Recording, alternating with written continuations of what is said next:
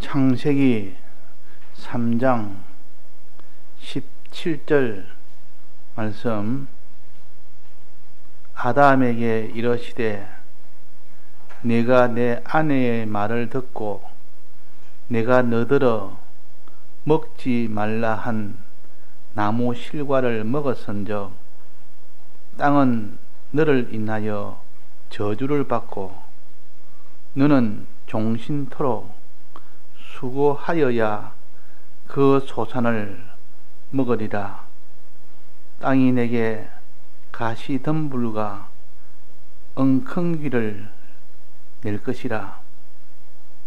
너의 먹을 것은 밭의 채소인즉 내 얼굴에 땀이 흘러야 식물을 먹고 필경은 흙으로 돌아가리니 그 속에서 내가 취함을 입었습니다. 너는 흙이니 흙으로 돌아갈 것이라 걷것이리라 하시니라. 네. 공가 새로 나왔습니다.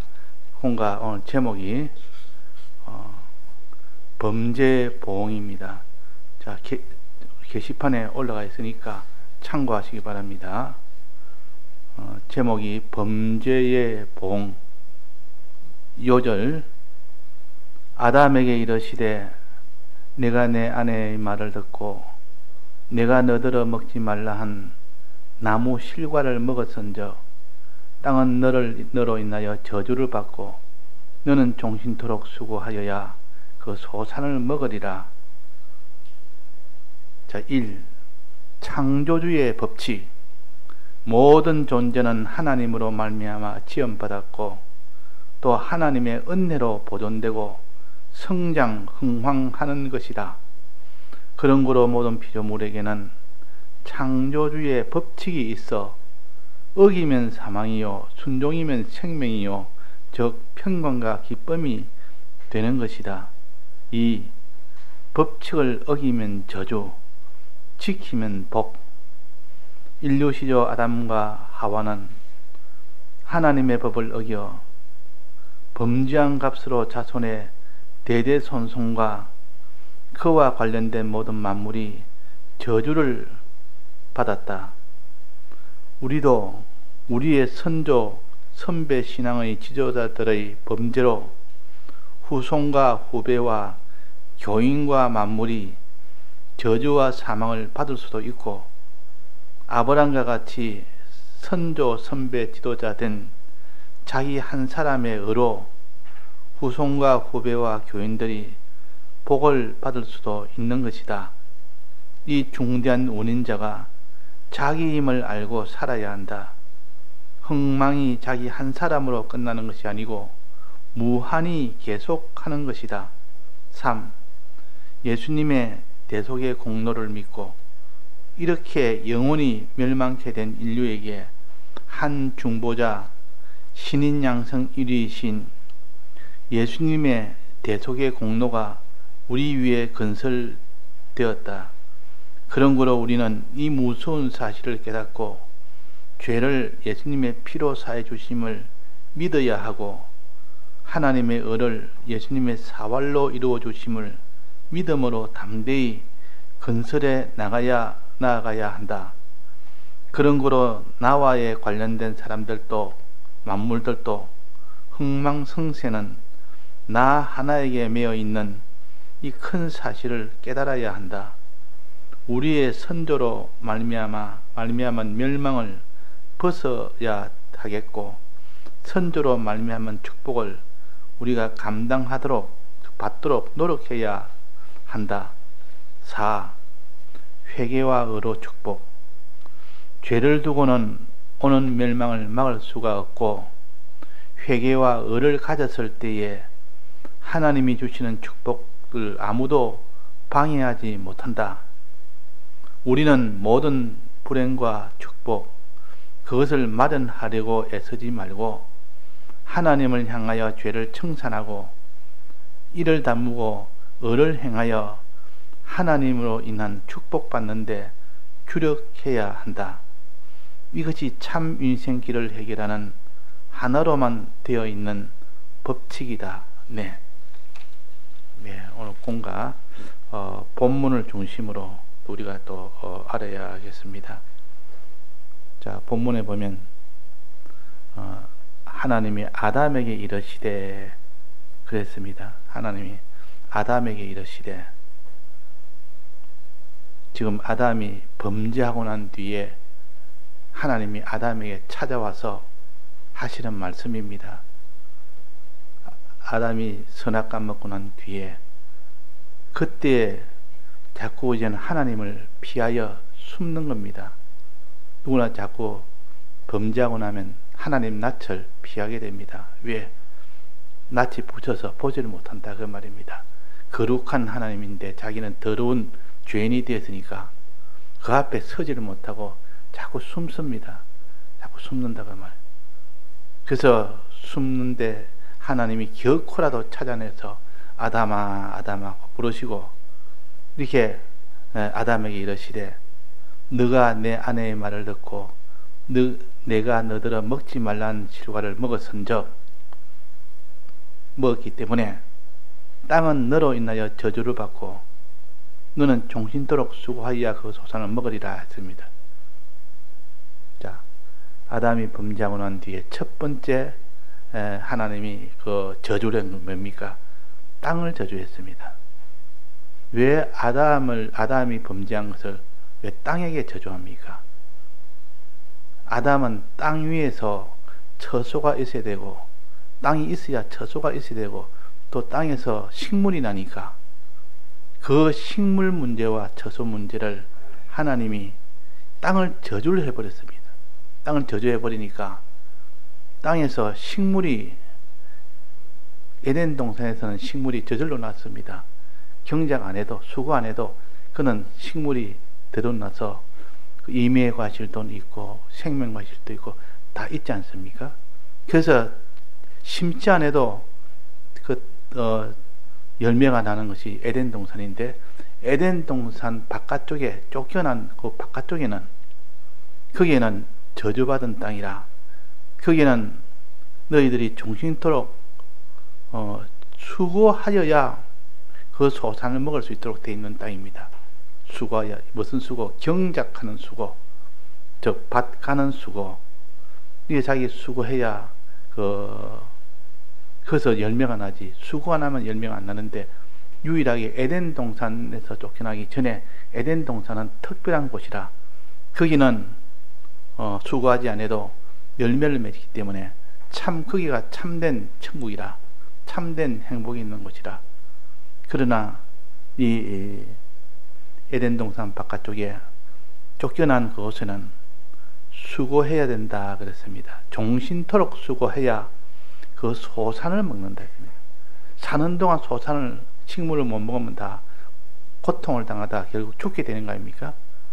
그러니까 사는 동안에 식물의 이 은혜와 처소의 은혜를 주신 것이 이 땅의 저주를 받지 않아야 되는데, 땅이 저주받으니까 먹는 것에 고통을 당하는 겁니다. 왜? 그 수고를 해야 되니까. 그 수고하는 것이 보통 수고가 아니라, 이 수고를 두 가지를 말했는데, 첫째는 땅이 내게 가시덤불과 엉겅퀴를 낼 것이라. 가시덤불과 엉겅퀴를 막 낸다. 땅에 그런 것이 안 나면 그 찔릴 일이 없는데, 가시덤불하고 엉겅퀴가 있으니까 거기서 수고하는 논밭을 갈아야 되면 그것이 막 찔립니다. 계속 가시에 찔려야 되고 엉겅퀴에 찔려야 되고, 그 찔리면서 그 밭을 갈아야, 그래야 그 자기 열매를 맺고 먹을 수가 있으니까. 그러면 그걸 견디고 결국은 찔리면서라도 결국은 경작을 할 수밖에 없는 겁니다. 그러니까 가시에 찔리는 그 고통이 있다. 이거는 마음의 수고로 가르칩니다. 마음의 수고. 우리가 이 땅에 살면서 마음의 수고 없이 이런 직장 생활 하는 사람이 있습니까? 마음의 수고 없이 자기 사업 생활 하는 사람이 있습니까? 농사도 그렇고 사업도 그렇고 직장 생활도 그렇고, 마음의 수고라는 것은 마음의 어떤 염려, 불안, 근심, 압박, 이런 것이 항상 있습니다. 항상 있습니다. 그러니까 그 마음의 고통이라는 건 말 못한 겁니다. 이걸 다른 말로 스트레스가 그러는데, 엉컹기와 가시는 마음의 수고를 가르친다. 마음의 수고가 된 사람이 한 사람도 없다. 다 마음에 이 염려 걱정이 태산같이 이런 마음이 있으니까 항상 불안하고 두렵고 걱정되고 근심되고, 이게 엉컹기와 가시요, 이런 것이 자기 마음을 찌른다 그 말이에요. 마음을 찌르는 겁니다. 또 하나 또 있으면 뭡니까? 얼굴에 땀을 흘려야 식물을 먹고 있습니다. 이거는 몸의 수고를 가르칩니다. 얼굴에 땀을 흘려야, 몸을 수고하니까 얼굴에 땀이 날 거 아닙니까? 얼굴에 땀 안 내고 그냥 이 박하는 일은 없다. 얼굴이 땀이 날 정도로 수고해야만, 그 밭을 갈아야만, 몸의 수고가 되어야만 그 사람이 소산을 먹는다, 식물을 먹는다 했습니다. 결국은 두 가지 수고인데, 하나는 마음의 수고와 하나는 몸의 수고를 가르칩니다. 그가 마음 수고와 몸의 수고를 뭐 직장 생활 하든지, 자기 장사 생활 하든지, 농사 생활 하든지, 또 자기 사업 생활 하든지, 무슨 생활 하더라도 그런 마음의 수고와 몸의 수고를, 이거 자기가 받기 싫다고 그냥 내팽개치면 그 사람 굶어 죽을 수밖에 없습니다. 하나님이 지금 이 세상을 저주해서 나온 이 법칙이기 때문에 이걸 벗어날 사람이 한 사람도 없습니다. 그래서 우리는 하나님이 이것은 누구의 이 죄에서 나왔느냐? 인류 시조 아담의 죄에서 나왔다 그랬습니다. 아담의 죄죠. 아담에게 이르시되 너가 내 아내의 말을 듣고 내가 너더러 먹지 말라는 그 실과를 먹었은저, 그 아담이 이렇게 먹었단 말이에요.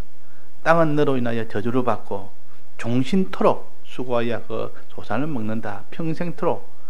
또 너 자손이 자손도 똑같이 이런 가시덤불과 엉겅기에 찔리는 이 고통을 당해야 되고, 또 얼굴에 땀을 흘리는 이 수고를 해야 먹고 사는 것이 된다. 그래서 후손은 그 선조들, 그 조상들, 그들 한 사람의 잘못으로 인하여 그 말할 수 없는 그런 고통을 당하게 되는 겁니다.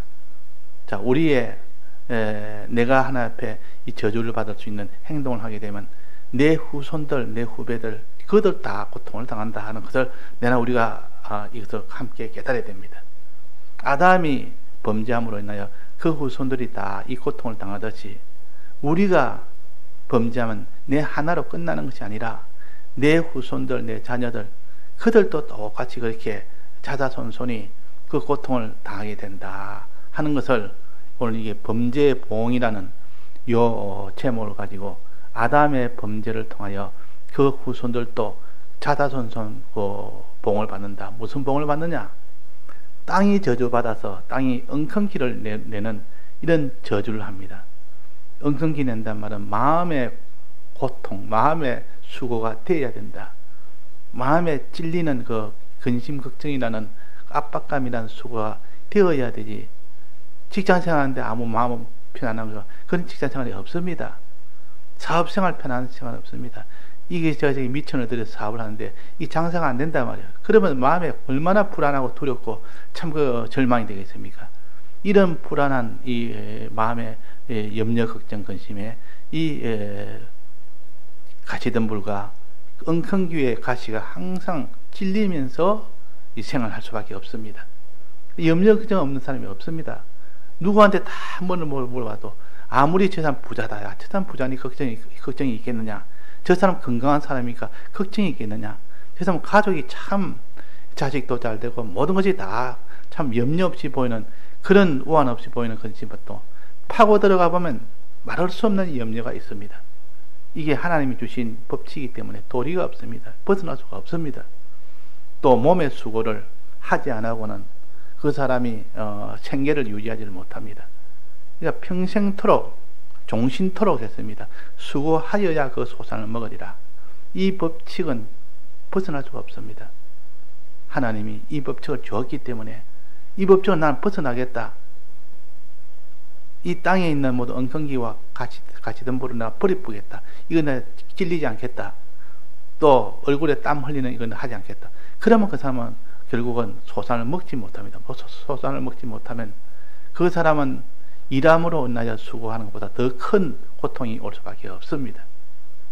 그래서 너는 일하기 시키더라 먹지도 말아라 하는 말이 바로 이에서 나오는 말씀이에요. 일하기 시키더라, 하나님이 그 저주로 주었는데도 이 저주 나는 벗기 싫다.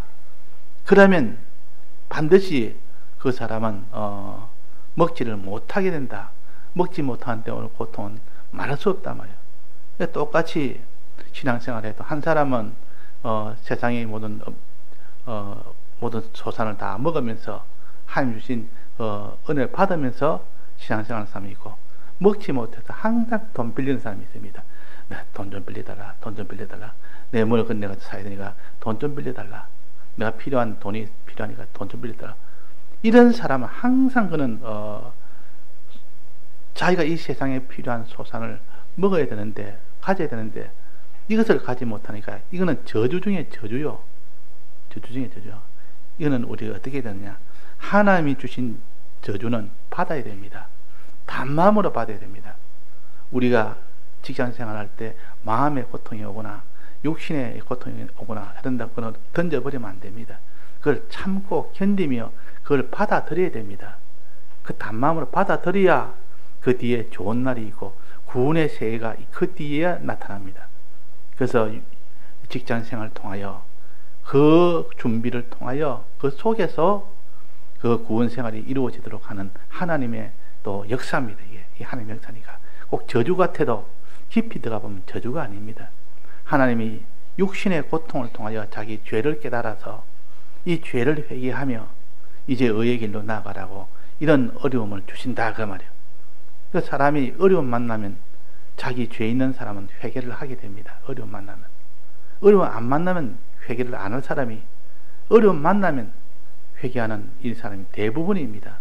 그래서 하나님이 이 저주같이 보이는 이 저주 법칙이 깊이 들어가 보면 다 하나님이 우리를 구원하기 위한 사랑의 이 모든 역사입니다. 이 땅에 살 때 오는 믿는 자의 모든 고통은 근본적으로 보면 다 사랑의 역사라, 사랑이라. 왜? 이 땅에 살면서 고통이 오면 회개를 일으키게 하는 하나님의 은혜가 그 속에 들어있기 때문에 그런 겁니다. 회개가 들어있기 때문에. 그러니까 예수 믿는 사람이 이 땅에서 고통을 당합니다.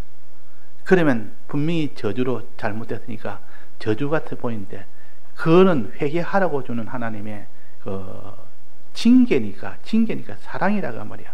징계를 주지 않았다면 다시는 그 사람은 회개할 생각도 안 하는 사람이, 징계를 주고 나니까 차차차차 사람을 깨우쳐서 내가 참 하나님 앞에 범죄한 자다, 내가 이제 회개해야 되겠다, 이런 마음이 들도록 해주는 것이 이 세상의 징계의 역사입니다. 죄를 지어서 오는 고통이, 그것이 겉으로는 저주같이 보여도 그러나 속은 실제로는 그 사람을 사랑하여 그 사람이 회개하도록 만들려는 하나님의 사랑의 역사라. 사랑의 역사라. 그러나 죽고 난 뒤에 영원한 고통을 당하는 것은 징계가 아니고 그건 심판입니다. 영원한 심판입니다. 죽고 난 뒤에.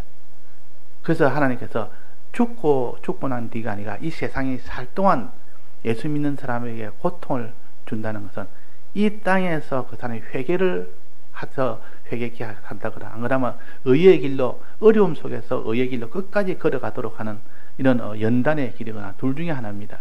둘 다 사랑입니다. 연단도 사랑이고 징계도 사랑입니다.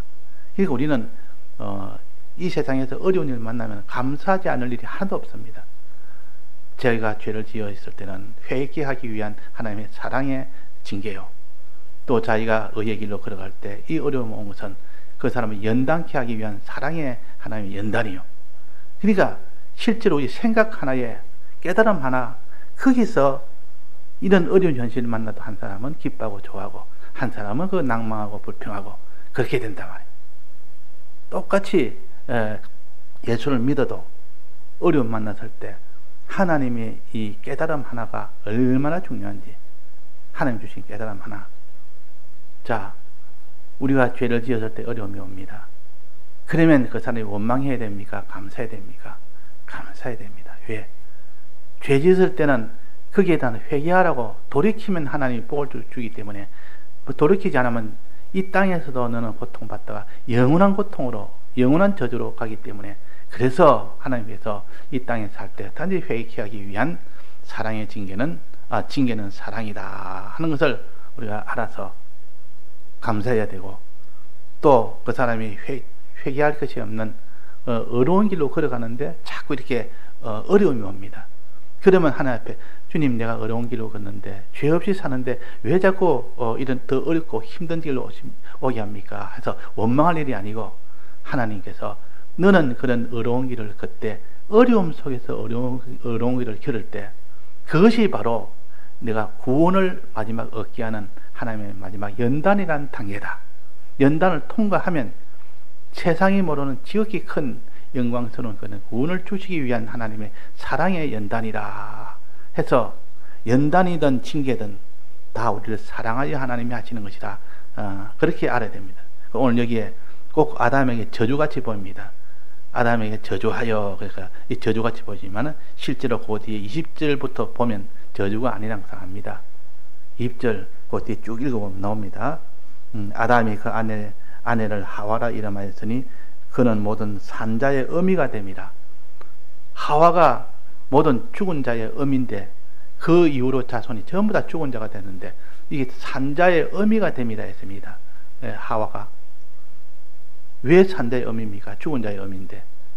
그 뒤에 나옵니다. 21절에 보면 여호와 하나님이 아담과 그 아내를 위하여 가죽옷을 지어 입히시니라. 가죽옷을 지어 입혔단 말은 무엇이라 했습니까? 짐승을 잡아서 그 짐승의 껍데기를 가지고 옷을 해 입혔다. 사활의 대속을 입혀주셨다, 그 말입니다. 양을 잡아서 양의 껍데기를 가죽옷을 옷을 해 입히는 겁니다. 양을 죽여서 양고기는 먹고 양의 양피는 이 옷을 만들어서 입혀준 겁니다. 이걸 하나의 사활의 대속 공로를 이렇게 가죽옷으로 이렇게 비유를 하셔서 하신 겁니다. 그러니까 이 저주받은 하와나 아담에게 하나님이 이렇게 복으로, 최종 마지막 소망의 복으로 사활에 대해서 공로를 입혀주셔서 그에게 이제는 산자의 어미가 되도록 하는 이런 큰 복을 주시기 위한 이 모든 저주라. 이 저주의 목적은 이걸 주시기 위해서 하나님이 저주같이 보이는 그 고통과 그 어려움과 그 수고해야 얼굴에 땀을 흘려야 소산을 먹고, 또 엉겅기가 그 같이 덤불에 찔려야 소산을 먹을 수 있는 이런 형편들은 신은 알고 보면 그 사람을 회개케 하기 위한 하나님의 사랑이라 말이에요. 사랑이라. 오늘 또 우리가 내 형편에서 하나님이 징계든 연단이든 어려움이 오면 날 사랑하여 주신 것이다. 이걸 믿기가 심히 힘듭니다. 이를 깨닫기가 심히 힘듭니다. 그러나 성경은 이것을 전체를 가르칩니다. 항상 가르칩니다. 여러 군데 가르칩니다. 그러다가 이렇게 깨닫고도 믿지 못하다가 그 중에 하나를 딱 깨달았으면, 한 군데서 딱 깨달았으면, 딱 붙들면은 다른 데서 여러 군데 가르친 것을 놓치다가도 붙들면 다른 데도 이걸 말했구나. 이제 알고 보니까 나를 사랑하여 주시는 징계든 연단이든 사랑해서 주시는구나. 그때 감사가 터져나오고 그게 하나님께 영광 돌리는 영광이 터져나오는 겁니다. 그때부터 이제 신앙생활이 정상이 되는 겁니다. 기쁨이 됩니다. 자, 이런 것이 우리가 다 걸려야 되는데, 말씀을 들어도, 그런 말씀을 들어도 한 번도 걸리지 않고 잘 빠져나가 버립니다. 요래 빠지고 저래 빠지고. 말씀을 들은 것이 내 속에 탁 걸려보면, 지금 내가 하는 이런 징계는 내가 지금 회개케 하라는 징계다. 날 사랑하는 징계다. 지금 내가 어려운 것은 연단케 하는 징계다. 이 어려움을 통과해서라도 너는 끝까지 의의 길로 걸어가라는 하나님의 연단이다. 이래서 언제나 어디서나 기쁨과 감사가 충만하고 하나님의 영광을 돌리는 것이 충만하는 그 사람이 되면 다니엘이 사자굴 앞에서도 기뻐하며 감사하며 그 다니엘 그 사자굴에 들어갔지 않습니까?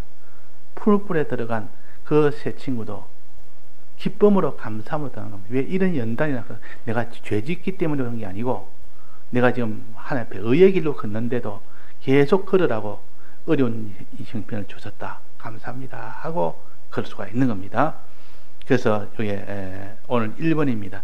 창조주의 법칙은 멸망과 생명을 얻게 하는 분기점이 바로 창조주의 법칙입니다. 하나님이 선악과는 먹으면 사망되고 생명과실은 먹으면 생명을 얻는다, 영생을 얻는다 했습니다.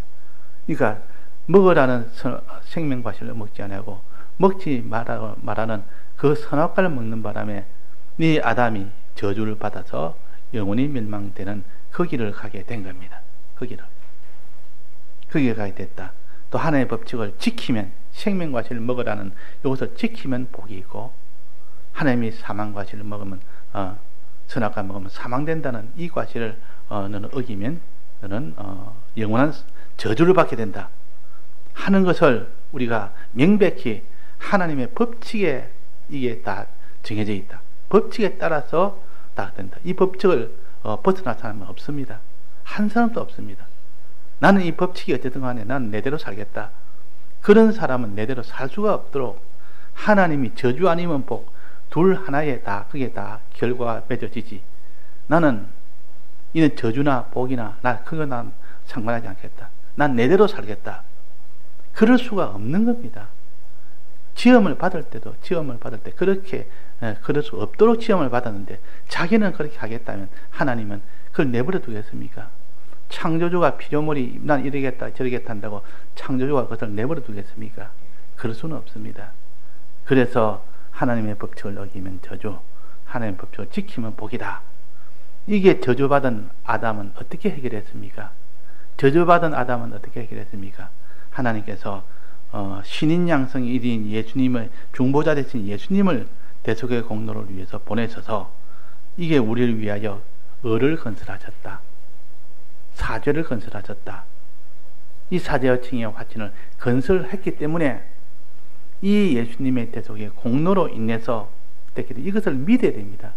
이것을 믿는 마음이 됐을 때 그 다음에 이것을 행하든지 하는 것이지, 믿지 않으면 그 뒤에 행할 수는 없습니다. 주님의 대속을 믿어야 됩니다. 너 죄진 것에 대해서 내가 대신 다 형벌 대신 받았다. 이걸 믿어야 자기가 사함을 받을 수 있습니다. 또 너가 행하지 못한 너를 내가 다 행했다.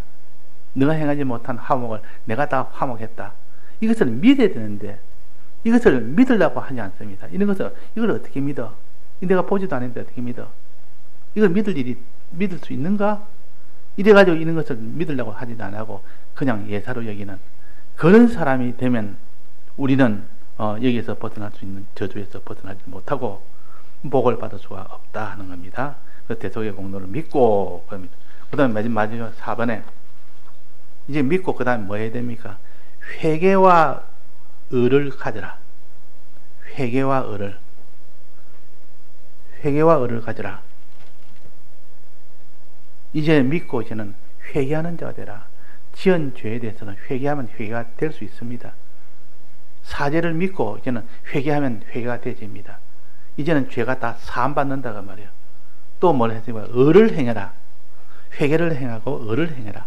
의를 행해란 말은 하나님이 내게 부여주신 사람에 대해서 그 사람들을 다 구원하는 그 일에 힘을 써라.